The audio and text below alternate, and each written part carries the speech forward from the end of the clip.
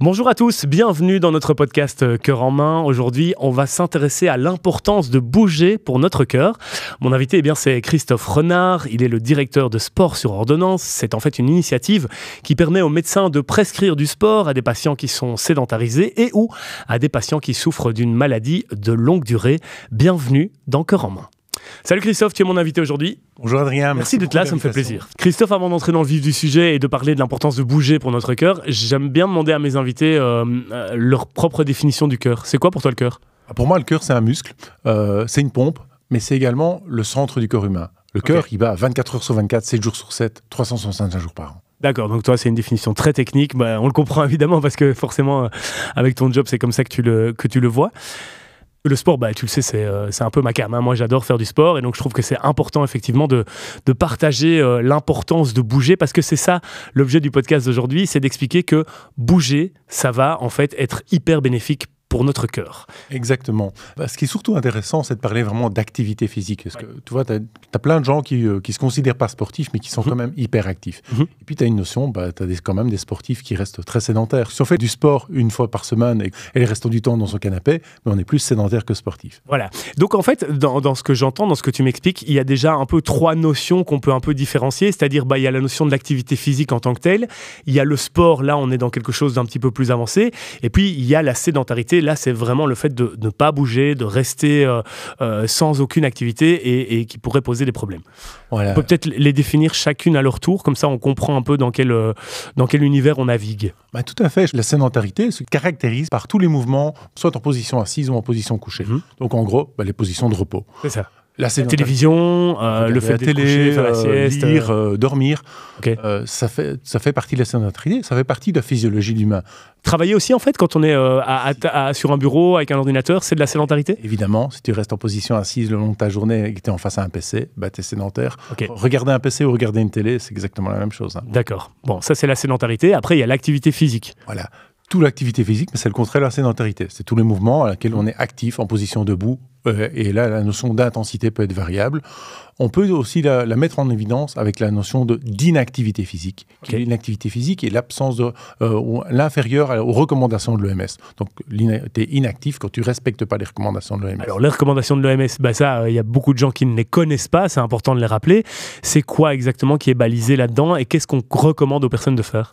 Il y a deux grandes notions. La première, la plus officielle, c'est 150 minutes d'intensité modérée par semaine ou 75 minutes d'intensité soutenue. Alors, intensité modérée, soutenue, tu peux me donner des exemples de chaque intensité ? L'intensité modérée, c'est de la marche, promener avec son chien, faire de la vaisselle, faire du ménage, faire du jardinage.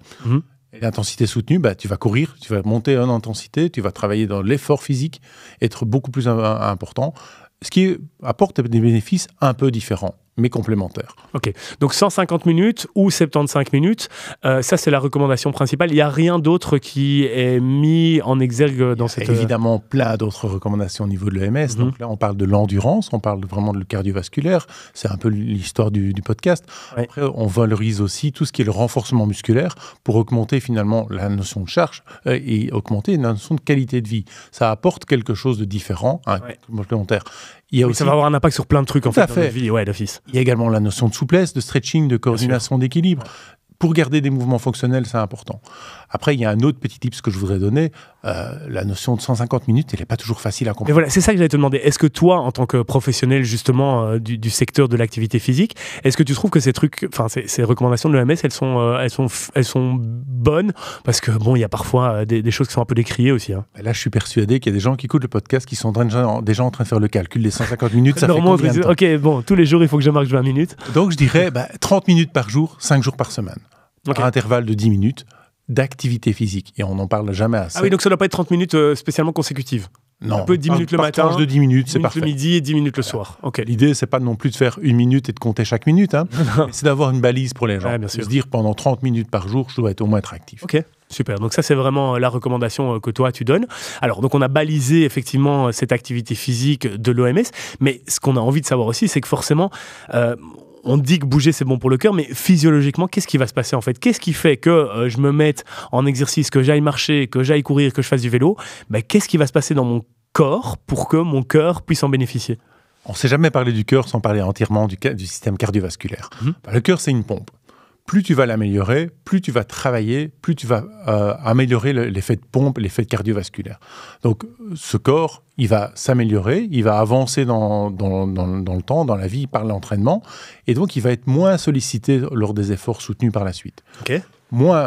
Plus tu vas travailler, plus tu vas pratiquer de l'activité physique régulière, plus tu vas habituer ton corps à avoir un mécanisme d'action quand il a besoin de bouger plus, quand il a besoin d'être plus actif, il va pouvoir répondre plus efficacement. C'est une sorte de cercle vertueux, en fait. Ça veut dire que plus on l'active, plus il va demander qu'on l'active, et plus on va l'activer, et en fait, forcément, on part dans quelque chose de chouette. Le corps humain est une machine à s'adapter. Okay. Donc, plus tu vas lui faire le solliciter, et il faut le solliciter raisonnablement, on est bien d'accord, plus tu vas le solliciter, plus il va pouvoir répondre de manière active et puis de manière constructive à un effort que tu vas lui demander. Alors, tu l'as dit tout à l'heure, tu as expliqué que les gens, parfois, ils se disent « Oh là là, catastrophe, je ne suis pas du tout dans ces chiffres proposés par l'OMS, je ne suis pas du tout dans ces recommandations non plus. » On a aussi un énorme standard qu'on n'arrête pas de nous bassiner sur les plateformes, dans les différents partages aussi des forums de sportifs. 10 000 pas par jour, obligatoire, c'est la recommandation principale. Est-ce que ça, c'est quelque chose qui semble cohérent ou est-ce que c'est juste un effet marketing ? C'est vraiment une grosse question, ces 10 000 pas par jour. La petite histoire, c'est que ces 10 000 pas par jour, ils viennent des Jeux Olympiques de Tokyo. Okay. Où le fabricant de podomètres, ils arrivaient à 1000. Podomètres, c'est compter les pas. Compter les pas, tout à fait. Sûr, ouais. Il arrivait à 1000, et alors il s'est dit, pourquoi pas dire à 10 000 à tout le monde.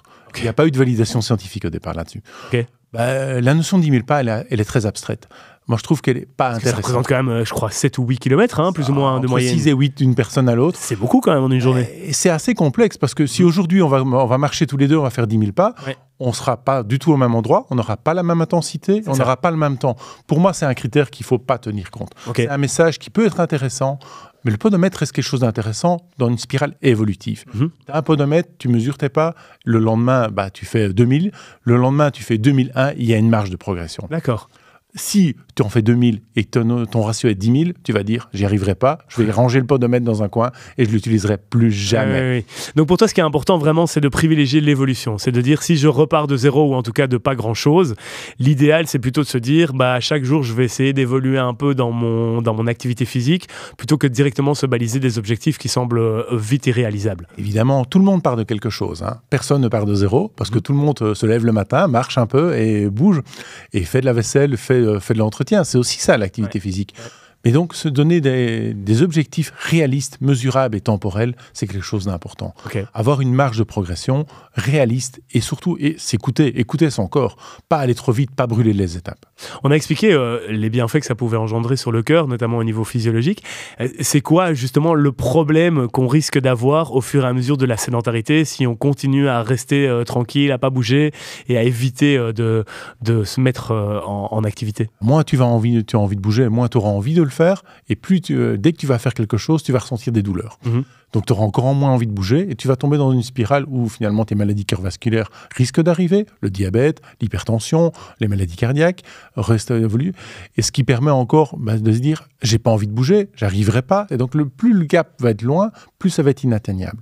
Et tu vas rester très sédentaire, et plus tu es sédentaire, moins tu auras envie de bouger. Donc tu es vraiment dans une spirale évolutive qui n'est pas du tout bonne pour la santé. Non, mais c'est marrant ce que tu dis parce que forcément, tout ce qui est maladie et tout, on en parle dans un autre podcast, celui qui est vraiment lié au cœur en tant que tel. Mais je voulais revenir sur ce que tu expliquais par rapport au fait que on a tendance à être dans cette spirale négative et donc du coup, tendance parfois aussi à prendre des médicaments pour se sentir mieux. Or, c'est tout le but de ce que dont tu es le directeur, cette ASBL Sport sur ordonnance.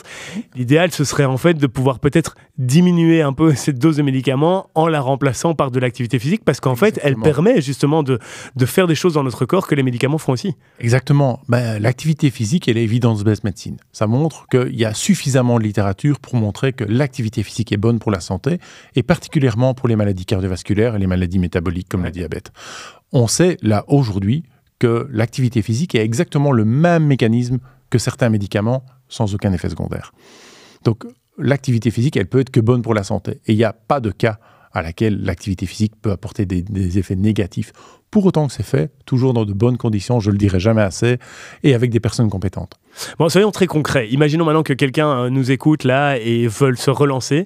Comment est-ce qu'elle fait? Est-ce qu'elle doit faire un programme? Est-ce qu'elle doit établir une évolution avec son médecin pour essayer d'être bien calibrée, histoire de ne pas se blesser surtout, histoire aussi de respecter son cœur? Parce que si on part sur des fréquences cardiaques trop élevées en un coup, c'est pas une bonne idée non plus. Concrètement, c'est quoi ce qu'on recommande aux gens qui veulent se relancer? Je dirais la première chose, c'est de faire une distinction entre la population qui nous écoute. Monsieur tout le monde, il peut démarrer de l'activité physique et je lui dirais faire l'activité physique qui lui plaît. Ouais. Commencer gentiment, s'orienter, regarder ce qui se passe près de chez soi et surtout parfois se faire une idée de ce qu'il a envie de faire. Okay. Une question qu'on nous pose souvent, c'est quoi la meilleure activité physique pour la santé? En fait, c'est ce qui nous procure du bonheur aussi, quoi. La meilleure, c'est celle qu'on fait. Évidemment. Trop souvent, on avait à un moment donné parlé des douleurs de dos. On disait pour le dos, allez nager sur le dos. Sauf si tu n'as pas de piscine près de chez toi, mais tu n'y arriveras pas. Non. Après, la distinction aussi avec les personnes qui ont parfois des maladies cardiovasculaires, qui sont sédentarisées depuis très longtemps, qui ont des maladies chroniques, moi je dirais d'abord, allez demander l'avis au médecin. Et puis, faites un programme qui est adapté à vous par un professionnel. Et c'est un peu le cas de sport sur ordonnance. Donc c'est orienter vraiment le programme vers des personnes qui en ont le plus besoin. C'est toucher des adultes qui ont eu le prof de gym du petit Spirou en primaire. Monsieur Mégo. Mais donc ça veut dire qu'en fait, si je t'écoute et que je suis dans ce cas-là, j'en parle simplement à mon médecin traitant, je lui dis je connais sport sur ordonnance, j'en ai entendu parler, est-ce que vous pouvez me mettre une prescription qui me permet de partir à la découverte d'un sport ou du sport? Ça serait l'idéal dans un monde meilleur. On n'est pas encore dans ce cas-là aujourd'hui. Donc, on est agréé par la VIC en tant qu'opérateur wallon en promotion de santé. Et actuellement, il y a une trentaine de dispositifs en région wallonne. On est en train d'évoluer ça vers 50 dispositifs d'ici la fin de l'année. Donc, il n'y a pas encore des dispositifs partout. Le programme Sport sur Ordonnance, c'est un programme de préparation physique générale adapté à l'individu.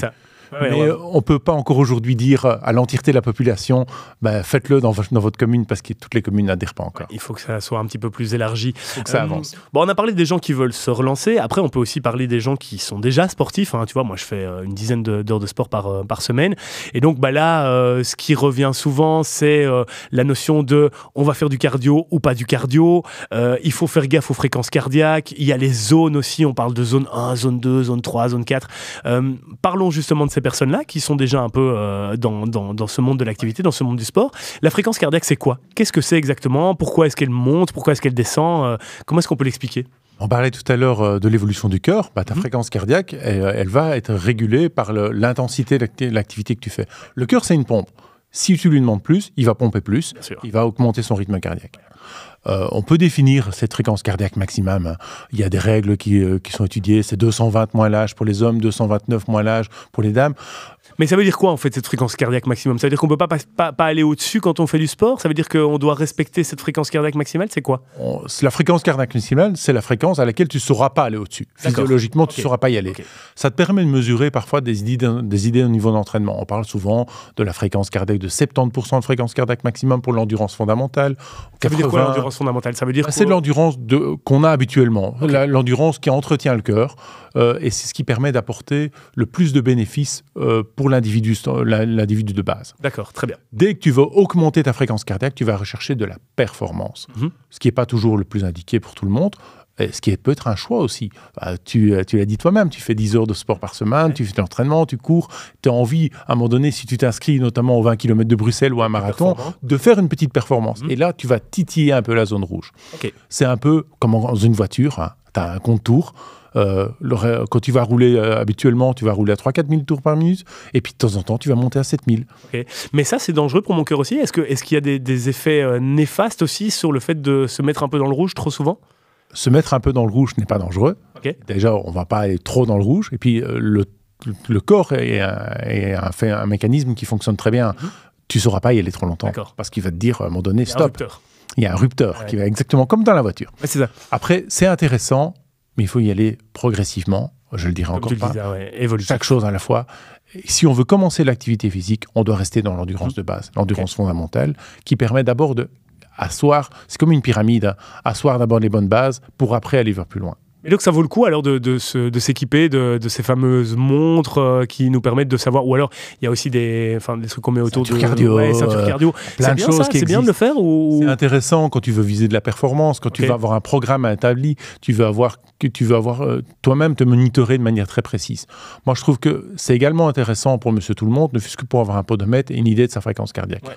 On sait que maintenant ces appareils sont très fiables, moi j'en ai un, c'est hyper fiable, et ça permet aussi de se mesurer, de s'identifier et surtout de se connaître un peu plus. Ouais, et puis c'est un peu challengeant aussi, parce que il y a évidemment sur ce genre de programme la possibilité d'évoluer, et donc tu le disais, l'évolution est tellement importante, donc c'est quand même sympa, parce que ça permet de te donner des petits challenges aussi. C'est intéressant, après il ne faut pas non plus te focaliser dessus. D'accord. Tu sais, moi j'ai entraîné en triathlon, et j'ai eu à un moment donné des sportifs dans mon groupe qui disaient aujourd'hui je ne vais pas courir parce que j'ai oublié ma montre. Et là il ne faut pas tomber dans le paradoxe non plus. Je plaide coupable, ça m'est déjà arrivé aussi. Mais du coup, voilà, on a parlé de cette fréquence cardiaque. Alors, souvent, on dit, je vais aller faire un peu de cardio. C'est quoi ça, faire un peu de cardio? Ça veut dire quoi? Le cardio, c'est renforcer le cœur. Okay. Donc là, tu vas faire de l'endurance, tu vas augmenter ton rythme cardiaque, tu vas le redescendre, tu vas le réaugmenter, le redescendre. Ça veut dire qu'il faut aller dans faire des fréquences? Il faut faire des fragmentés, c'est-à-dire parfois le faire monter très haut et puis pendant 10 minutes faire bas et puis remonter très haut? Quand tu vas faire du cardio, c'est ce que tu vas viser. Ce que tu vas viser, c'est d'adapter ton cœur à un effort d'intensité soutenue, d'intensité importante, pour après le redescendre et le remonter. Okay. Ce qu'on vise là-dedans, c'est que le cœur remonte vite et redescende vite. D'accord. C'est une activité déjà liée à la performance. Ouais. C'est pas ce qu'on va recommander à Monsieur Tout-le-Monde. Non, bien sûr. Monsieur Tout-le-monde, on va lui recommander de monter son intensité légèrement et de manière continue, voire sur un temps un peu plus long. Oui, parce que ça sollicite le cœur de lui dire de faire des allers-retours. Ça augmente, et ça peut également mobiliser des risques. Et souvent sur ces fameuses montres connectées dont on parlait, qui semblent être quand même effectivement assez bénéfiques, notamment dans le fait de prendre un peu conscience de sa santé, de la manière dont on avance et dont on se met en activité. Sur ces montres, il y a aussi souvent une notion de récupération. Notre cœur, en fait, on ne va pas pouvoir tout le temps lui imposer ce rythme d'intervalle, par exemple, ou du cardio notamment. C'est important de penser à ça aussi. La récupération, ça fait partie de l'entraînement. Si tu alors c'est considéré comme de la sédentarité, cette récupération? Non, justement. Mais la sédentarité, je te l'ai dit au début, c'est physiologique. Tout le monde a besoin d'être en repos à un moment donné. Heureusement, oui. L'erreur, c'est d'être au repos plus longtemps que ce que tu es actif. La récupération, ça fait partie du corps. Si on demande à l'organisme de s'adapter à quelque chose, il faut lui laisser le temps de le faire également. Okay. Et donc, on a besoin de récupérer. Trop souvent, les gens brûlent des étapes. Et moi, je l'ai fait en entraînement, en jogging, en course à pied. Tu veux refaire des séances d'entraînement tous les jours. Mais là, tu induis juste de la fatigue. Et tu t'aperçois que tu deviens de moins en moins performant. Mais parce que le corps n'a pas eu le temps de s'adapter. Et donc, ça marche comment ça? Est-ce qu'il y a aussi... l'OMS donne des recommandations pour l'activité physique. Est-ce qu'elle donne aussi des recommandations pour la récupération? Ou est-ce que c'est plus intra-individuel? Ça va être un peu lié à chaque individu et surtout lié à l'intensité du programme. Tu fais de l'endurance fondamentale, ce qu'on disait tout à l'heure, de la marche, du jogging. Tu n'as pas besoin de récupération. Cette récupération va arriver directement après l'activité. Tu vas augmenter l'intensité, on parlait à un moment donné du HIIT, des intensités très très élevées. Là, tu vas sursolliciter ton corps et également tes articulations et également ton métabolisme. Ton corps a besoin de récupérer plus longtemps. Mais d'ailleurs, si on reparle encore des montres, souvent ils te le disent, récupération recommandée à un certain nombre d'heures. Absolument. Ce que je ne respecte pas très souvent, mais il faudrait le faire. Mais ça se base sur quoi en fait? À un moment donné, le cœur, il a... la montre, elle sait voir tout ce qu'il a travaillé et du coup, elle va pouvoir donner un indice parce que j'imagine que c'est pas quelque chose de très précis non plus. On n'est pas sur des notions à la minute près. Récupération 44 heures. Si c'est 50 heures. Ça donne un indicateur. Bon. Okay. Ça donne un indicateur. Après, c'est donner beaucoup d'espoir envers une montre qui finalement fait calcul sur des algorithmes génétiques et des calculs sur une grande population d'individus. Moi, je conseillerais toujours écouter son corps. Si tu sens que tu es un peu trop fatigué, si tu sens que le lendemain, tu as un peu mal aux genoux et que tu vois bien qu'au bout d'un certain temps, tu es un peu moins performant, peut-être se mettre un jour off. Quand on disait tout à l'heure, c'est 30 minutes par jour, 5 jours par semaine. Il faut quand même ça aussi s'accorder du repos. Moi, ce que je constate depuis que je me suis équipé de ces outils aussi, c'est que notamment, même ma fréquence cardiaque au repos est beaucoup plus faible qu'avant, puisque forcément, j'entraîne de plus en plus mon cœur. Les patients, qu'est-ce qu'ils te disent quand ils viennent te voir? soir après avoir fait 6 mois, 1 an, 2 ans de cette activité physique qui est recommandée, comment ils se sentent? Qu'est-ce qu'ils ont comme bénéfice? Il y a des phénomènes hyper magiques dans le sport sur ordonnance. On a 3 grands cas, notamment les gens qui sont de l'hypertension, les diabétiques et les gens en post-cancer. Okay. Les hypertendus, ils descendent leur tension, mais au bout d'1 mois. Okay. À tel point que nous, on les conseille d'aller voir leur médecin pour réadapter leur traitement. Ce serait dommage qu'un hypertendu fasse un malaise en faisant les courses. À cause de va mieux. Ouais, c'est ça. Le diabétique, c'est exactement la même chose. J'ai arrêté les médicaments totalement? Arrêté, non. En tout cas, largement diminué. Okay, ouais, cool. Et dans les pré-diabètes, donc les gens qui ne sont pas encore diabétiques, ça évite d'avoir le diabète, un diabète de type 2. Et là, l'activité physique, c'est exactement le même mécanisme que le médicament contre le diabète. Cool. Et alors, le phénomène encore plus magique, c'est les personnes en post-cancer, en traitement de cancer. Mais tu parles de post-cancer, les personnes cancéreuses, vous les avez pas dans votre giron? On les a. Moi, j'ai un pote, il a continué à pratiquer sport quand il était sous traitement, et pour lui, c'était... Tout dépend du type de traitement. Bien sûr, évidemment. Parce qu'évidemment, il y a certaines contre-indications, mais la vraie, tu sais, en cas de cancer, la plus grosse indication que les personnes ressentent, c'est de la fatigue. Okay. Faire comprendre aux gens que bouger un petit peu plus, ils seront moins fatigués, c'est compliqué. Ouais. À partir du moment où tu leur fais comprendre, ils viennent te dire merci 1000 fois parce qu'ils se sentent mieux, ils améliorent leur qualité de vie. Ouais, et puis ils donnent à leur cœur aussi la possibilité de pouvoir continuer à travailler, même dans des conditions différentes, parce que forcément le corps il est vachement sollicité par autre chose. Mais Jérémy Ferrari, il disait ça, il dit si c'est le meilleur moment pour aller faire du sport, c'est quand tu penses que tu es vraiment le plus incapable d'aller le faire. Et c'est ça qui te permet justement de retrouver des ressources incroyables. C'est possible, je connaissais pas, mais il a dit ça dans un podcast et je trouve que c'était tellement vrai en fait. Je trouve qu'il y a beaucoup de gens, qui regrettent de ne pas avoir fait un entraînement ou une activité physique. Par contre, tous ceux qui l'ont fait, même qu'ils n'avaient pas envie, il n'y a personne qui regrette de l'avoir fait. Jamais. Jamais. En fait, au-delà du fait que c'est évidemment génial pour le cœur, et on l'a bien dit dans tout ce podcast, ça provoque tellement de choses vertueuses dans notre cerveau aussi, qui forcément vont diminuer le stress et du coup vont mettre notre cœur dans une situation plus confortable. On a surtout parlé ici des avantages physiques. Moi, je peux revenir sur la définition de la santé, qui est un bien-être d'état physique, mental et psychologique. L'activité physique va apporter des bien-être mentaux, physiologiques et aussi de socialisation. Ça apporte énormément de bénéfices avec très peu d'effets secondaires. Toi, tu fais combien d'heures de sport par semaine? C'est aléatoire, chacun a ses plaisirs coupables. Je t'avoue que moi, à un moment donné, j'ai fait beaucoup moins parce que j'ai travaillé beaucoup dans le jogging et dans la course à pied. Et puis, j'ai eu l'impression d'avoir été un peu trop loin. Et mon plaisir coupable, c'est... Mais comment tu as eu l'impression d'avoir été trop loin? C'est quoi qui s'est passé? J'étais fatigué. Ton cœur, il était fatigué. J'avais plus envie. C'est ça. J'avais plus envie. Cette motivation, tu sais, comme tout le monde, c'est un petit burn-out de jogging, quoi. Voilà, à peu près ça. Après, moi, je pense que je reste dans ces recommandations, 30 minutes, 40 minutes d'activité physique par jour. Je varie les choses. Je fais pas mal de choses différentes. Je fais aussi énormément du jardinage et d'autres choses. Donc, je reste dans ces notions-là et je pense que là, je dépasse les recommandations. Avant de refaire un petit bilan de ce qu'on a dit et surtout les points importants que les personnes qui nous écoutent doivent retenir, tu parlais de plaisir coupable. Justement, je voulais te demander, forcément, quand on parle du cœur comme ça, on est toujours un peu dans des notions très positives en disant il faut faire ci, il faut faire ça. C'est parfois un peu scolaire aussi, mais on a tous un peu des petits plaisirs coupables. Toi, c'est quoi, ton petit plaisir coupable qui est peut-être pas spécialement super indiqué pour ton cœur? J'en ai pas. Enfin, comme tout le monde, j'aime bien regarder la télé. J'aime bien regarder un petit film de soir, comme tout le monde, avec une pizza, pourquoi pas. Ça reste quelque chose où on peut le faire de temps en temps. Évidemment. Encore une fois, c'est la notion de pas le faire tous les jours. On parlera tout à l'heure certainement, dans un prochain podcast, de l'alimentation. On peut jamais dissocier l'alimentation de l'activité physique. Ça reste une balance décisionnelle entre les deux. Et tout le monde doit se faire des petits plaisirs de temps en temps. Alors Christophe, soyons très clairs, donc cette activité physique, cette recommandation de l'OMS, forcément, effectivement, marcher, courir, c'est une bonne idée, mais il y a plein de petits trucs au quotidien qui peuvent être hyper utiles. C'est-à-dire, par exemple, moi, ce que je fais, c'est que je travaille tous les jours au 3e étage d'un immeuble, je prends les escaliers plutôt que de prendre l'ascenseur. C'est la base. C'est déjà une meilleure chose. Après, tu as certaines personnes, je leur dirais déjà de prendre l'escalier rien qu'en descente, si c'est déjà compliqué. Il y en a plein d'autres. Prendre un arrêt de bus un peu plus tôt, quitter, se garer un peu plus loin, aller se promener. Avoir aussi également cette notion de un petit rappel au jour le jour. Et donc, je te le donne, j'ai un petit tips là-dedans. C'est une petite basket que je peux te donner. Tu la mets sur ton porte-clés et chaque jour, tu te rappelleras que tu dois bouger un petit peu plus. Bonne idée. Il y en a plein d'autres. autre, c'est téléphoner en étant un peu debout. Moi, c'est ce que je fais. Je travaille beaucoup à la maison, je fais du télétravail, et donc dès que mon téléphone sonne, je me mets debout.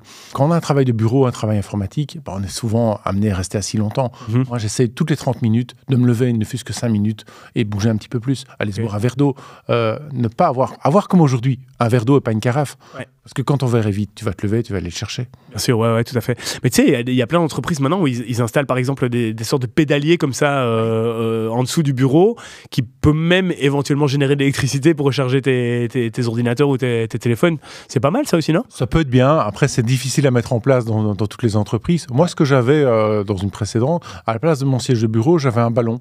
Ah oui, les fameux ballons suisses là. Les Swiss Balls, oui. Ouais. C'est intéressant parce que ça te permet. Donc le ballon, il est instable. Et tout le temps en mouvement. De bouger tout le temps un petit peu. Et puis ça te sert aussi à te faire un peu de relaxation pendant le temps de midi. Bien sûr, ouais. Et puis c'est bon pour la proprioception aussi. Tout à fait. Il y a dans certaines écoles où les enfants souffrent de TDAH par exemple, on met des chambres à air aussi en dessous des chaises, comme ça leur permet d'être tout le temps en mouvement au niveau des jambes aussi. On a également des bureaux assis debout, donc tu as des tables qui peuvent se relever où les enfants peuvent être debout. On sait, enfin moi ce que j'ai déjà fait aussi dans mon équipe, c'est des réunions en marchant. Les réunions sont beaucoup plus courtes. Ouais, mais c'est vachement plus rentable. Et beaucoup plus rentable. Ah ouais, et en plus on est dans la nature, donc c'est très très bien. Ouais, je suis d'accord avec toi. Donc, il y a plein de petits conseils à avoir, plein de petites choses qu'on pourrait s'adapter. Après, ouais, ça commence par pas grand chose en fait. Et puis finalement, on se rend compte qu'on sait faire une volée d'escalier en plus, puis une deuxième en plus, puis une troisième en plus. Et en fait, après ça, on peut partir sur d'autres objectifs, quoi. Tu sais, la première raison pour laquelle les gens ne pratiquent pas d'activité physique dans le baromètre du sport, c'est parce que j'ai pas le temps. Ouais. La première chose que je leur dirais, c'est prenez le temps. C'est vrai. Tout le monde a 24 heures par semaine. Tu disais tout à l'heure, tu fais 10 heures de sport par semaine. Tu n'as pas plus de 24 heures que les autres. Non, c'est une question de priorité. Bougez un peu plus, achetez vos baskets, achetez un peu de quoi aller marcher dans votre rue. Ça ne coûte pas d'argent. Un tout petit peu de sommeil en moins, mais un sommeil qui sera plus récupérateur en fait, parce qu'il y aura eu cette activité physique. Voilà, mais je dirais même, gardez votre sommeil, un tout petit peu de télé en moins. C'est vrai ça, il n'y a que des bêtises à la télé. Merci Christophe Renard d'avoir participé à ce podcast, c'était un vrai plaisir en tout cas. Partagez, c'était vraiment très très chouette. Ouais, très chouette de pouvoir sensibiliser les gens à se mettre en activité pour prendre soin de leur cœur. C'est l'objectif de ce podcast Cœur en main. Je le rappelle, c'est un podcast de la Ligue cardiologique belge. Il y a d'autres podcasts d'ailleurs que vous allez pouvoir retrouver sur toutes les plateformes qui parlent de notre cœur et on sait à quel point c'est important. Toutes les infos, vous les trouvez aussi sur le site de la Ligue cardiologique belge. À très bientôt et merci de nous avoir écoutés.